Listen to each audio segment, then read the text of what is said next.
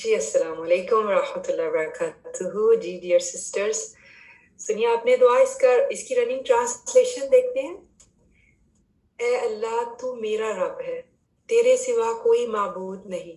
تو نے مجھے پیدا کیا ہے اور میں تیرا بندہ ہوں. میں اپنی استطاعت کے مطابق تجھ سے کیے ہوئے عہد اور وعدے پر قائم ہوں. ان بری چیزوں سے جو میں نے کی تیری پناہ مانگتا ہوں. مجھ پر تیری جو بھی نعمتیں ہیں ان کا اعتراف کرتا ہوں. اپنے گناہ کا بھی اعتراف کرتا ہوں. میری مغفرت فرما دے کہ تیرے سوا کوئی گناہ معاف نہیں کرتا، کوئی گناہ معاف ہی نہیں کر سکتا. بخاری کی بہت خوبصورت حدیث ہے یہ. شداد بن عوف رضی اللہ تعالیٰ عنہ سے روایت ہے. رسول خدا صلی اللہ علیہ وآلہ وسلم نے فرمایا، جو کوئی صبح اور شام یہ کلمات پورے یقین کے ساتھ کہے، اگر اس دن وہ فوت ہو جائے تو وہ جنت میں جائے گا.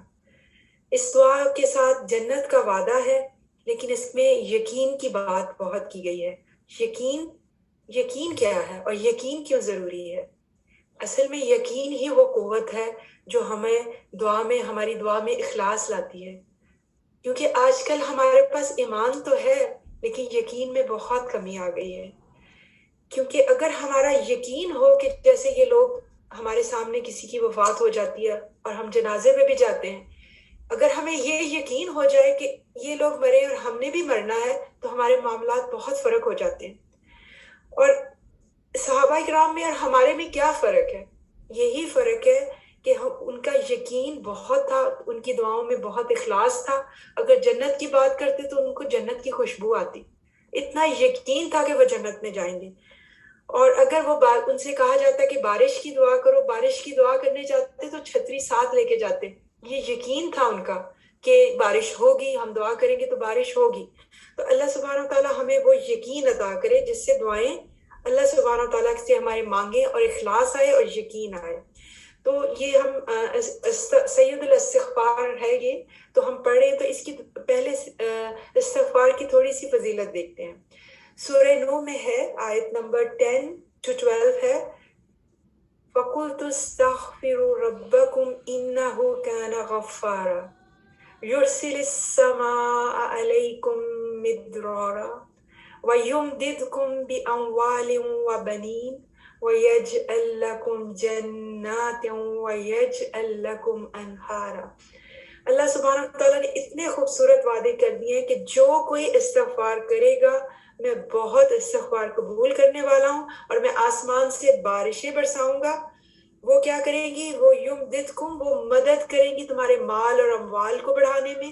وَيَجْعَلْ لَكُمْ جَنَّاتٍ، اور وہ ایسے باغات تم کو دوں گا جن کے نیچے نہریں بہ رہی ہوں گی. جو ہماری سب کی خواہشات ہیں ان سب کو اگر ایک اس کا نچوڑ بنایا جائے تو اللہ سبحانہ وتعالیٰ نے یہ ہمیں سب کے وعدے دے دیے.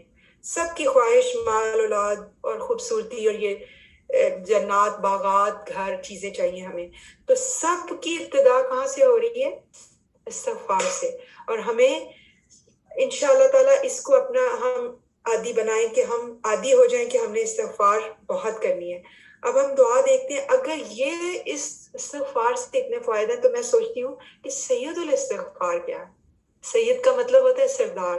تو اللہ سبحانہ تعالیٰ نبی کریم صلی اللہ علیہ وسلم کے ذریعے ہمیں یہ دعا، اس میں کیا ایسی بات ہے جس نے اس کو سید الاستغفار بنایا؟ اس کو دیکھتے ہیں اور اپنے لیے مانگتے جاتے ہیں ساتھ ساتھ. دعا کا آغاز بہت خوبصورت، اللہم انت ربی، اقرار ہے اللہ تو میرا رب ہے. لا الہ الا انت، اور تو کوئی رب ہے ہی نہیں، ہو ہی نہیں سکتا. خلقتنی، تو نے مجھے پیدا کیا. جیسے ہی ہم یہ کہتے ہیں اللہ اکبر، اللہ کو مان لیا نا، تو ہم اللہ اکبر ہو گیا اور ہم چھوٹے ہو گئے، ہمارا تکبر کم ہو گیا، ہماری انا جو ہے وہ کم ہو گئی.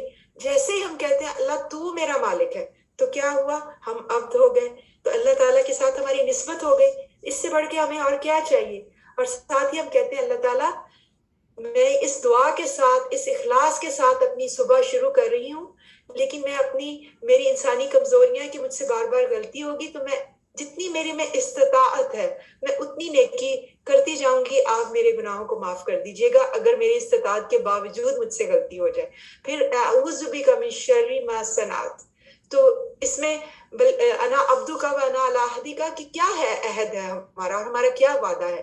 وہ عہد ہے لا الہ الا اللہ کہ اللہ سبحانہ تعالیٰ ایک ہے، اور وعدہ یہ ہے کہ میں تیری استطاعت کروں گا، میں تیری اطاعت کروں گا، اور پھر میں پناہ مانگتی ہوں من شر ما صنعت. صنعت کیا ہے؟ صنعت کاری نا، جو ہم اپنے ہاتھوں سے جو بھی مطلب اپنے معاملات کرتے ہیں، تو یہ ہمارے ہاتھوں کی پیداوار ہے نا، ہمارے سارے کام، معاملات، تعلقات جو بھی ہم کرتے ہیں. تو اللہ تعالیٰ میں اس سے پناہ مانگتی ہوں، کیونکہ یہ جو سوچ سمجھ کے مجھ سے غلطیاں ہو جائیں نا، بہت سی غلطیاں تو ان انٹینشنلی ہوتی ہیں تو ہم اس کا کچھ نہیں کر سکتے، لیکن جو چیزیں ہم سوچ سمجھ کر کسی کے خوف سے، کمی سے، کمزوری سے، جہالت سے کرتے ہیں، اللہ سبحانہ تعالیٰ وہ ساری صنعت کاری آپ مجھے معاف کر دیجئے.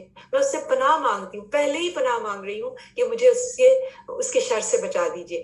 اب وہ کا کیا مطلب ہے کہ اقرار ہے اللہ سبحانہ تعالیٰ مجھے لَکَ بِنِعْمَتِکَ، جو ساری تیری نعمتیں ہیں، اسلام کی، قرآن کی، اس میں قرآن کی کلاس میں آنے کی، حج کی، زکوٰۃ کی، جو بھی تیری نعمتیں، میں ان سب کی نعمتوں کا اقرار کر رہی ہوں.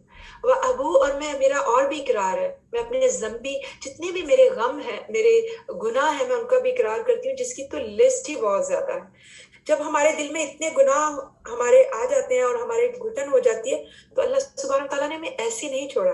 سورہ فرقان میں بہت خوبصورت آیت ہے، آیت نمبر 70 میں ہے الا من تابا، تو جو بھی توبہ کرے گا وہ آمنا، اور ایمان لے آئے گا، وہ عمل صالحا، اور عمل کرے گا نیک، فاولئک، تو یہی لوگ ہیں. اللہ سبحانہ تعالیٰ کیا کریں گے؟ یبدل اللہ سیئاتہم حسنات، اللہ تعالیٰ ان کی سیئات کو، ان کی برائیوں کو کیا کر دے گا؟ حسنات میں بدل دے گا. سبحان اللہ. اس سے بڑھ کے ہمیں کیا چاہیے کہ ہم سے جو غلطیاں بھی ہو جائیں، اللہ سبحانہ تعالیٰ سے توبہ اور معافی اور سچے اقرار سے اللہ تعالیٰ ان غلطیوں کو بھی حسنات میں بدل دے گا، کیونکہ وَكَانَ اللَّهَ غَفُورٌ رَحِيمًا، کہ اللہ سے بڑھ کر تو کوئی غفور الرحیم ہے ہی نہیں. تو اللہ تعالیٰ سے ہم دعا صبح میں جب یہ مانگ لیں کہ مجھے اپنے سارے گناہوں کا بھی اعتراف ہے، اپنی غلطیوں کا بھی اعتراف ہے، اور تیرے علاوہ تو کوئی گناہ بخش ہی نہیں سکتا. تو جب ہمارے بہت زیادہ گناہ ہو جاتے ہیں تو اللہ سبحانہ تعالیٰ ہمیں، اس کے پیارے نبی صلی اللہ علیہ وسلم نے بہت سی چیزیں بھی ایسی بتا دی. مسلم کی حدیث بھی شیئر کرنا چاہوں گی کہ اگر سمندر کے جھاگ کے برابر بھی ہمارے گناہ ہو جائیں تو کیا چیز ان کو صاف کر سکتی ہے؟ تسبیحات فاطمہ کا آپ نے سنا ہوگا نا، کہ اگر ہم 33 دفعہ سبحان اللہ کہیں، 33 دفعہ الحمدللہ کہیں، 33 دفعہ اللہ اکبر کہیں، اور 1 دفعہ لا الہ الا اللہ 100 دفعہ یہ پڑھیں، تو سمندر کے جھاگ کے برابر بھی گناہ ہمارے معاف ہو جائیں گے. آپ لوگوں کے سب کے ذہن میں خیال آ رہا ہوگا کہ جب ہم اتنی استغفار تو ہم کرتے ہیں، پھر بھی ہمارے معاملات کیوں نہیں درست ہوتے، مال اولاد اور چیزوں میں ہمیں کیوں نہیں بہتری آتی؟ تو اس کی بھی کوئی وجہ ہے. اس کی وجہ یہ ہے کہ ایک تو ہمارا یقین اور اخلاص نہیں ہے دعاؤں میں، دوسرا یہ کہ استغفار کا مطلب یہ نہیں ہے کہ ہم نے تسبیح کرنی ہے استغفار استغفر اللہ. استغفار کا مطلب یہ ہے کہ اپنے گناہ چھوڑ دینا، پوری کوشش کرنا اللہ کی اطاعت کے لیے. اللہ تعالیٰ مجھے اور آپ سب کو اس دعا کو دل سے مانگنے والا اور دل سے استغفار کرنے کی توفیق دے، جو ہمارے اللہ کے خوف سے ہمارے گناہ چھوٹ جائیں. السلام علیکم ورحمۃ اللہ وبرکاتہ.